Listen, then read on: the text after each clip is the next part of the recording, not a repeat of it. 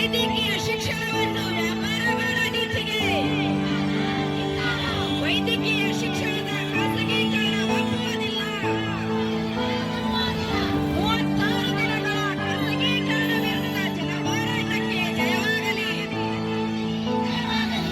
ಸಾರ್ವಜನಿಕ ಜಾಗವನ್ನು ಮಾರಾಟ ಮಾಡುವುದು ಒಪ್ಪುವುದಿಲ್ಲ. ಬೇಡ ಬೇಡ.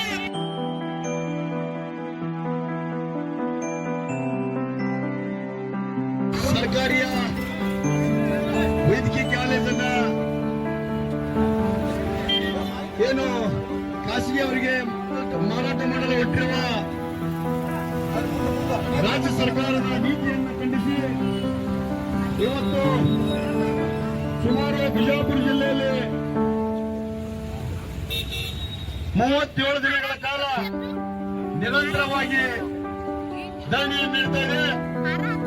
ಇವತ್ತು ಕೂಡ ದೇವರಿಪ್ಪರಿಗೆಯಲ್ಲಿ ಮೂಲ ಹನುಮಂತ ಸರ್ಕಲ್ನಿಂದ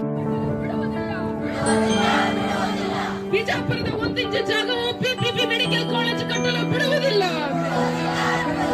ವೈದ್ಯಕೀಯ ಶಿಕ್ಷಣದ ಖಾಸಗೀಕರಣವನ್ನು ಒಪ್ಪುವುದಿಲ್ಲ.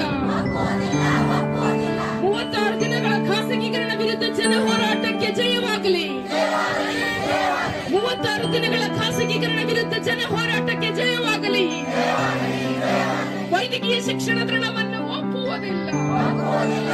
ವೈದ್ಯಕೀಯ ಶಿಕ್ಷಣದ ಖಾಸಗೀಕರಣಕ್ಕೆ ಹೇಳಿ ಧಿಕ್ಕಾರ. ಬಿಜಾಪುರ ವಿದ್ಯಾರ್ಥಿಗಳ ಭವಿಷ್ಯ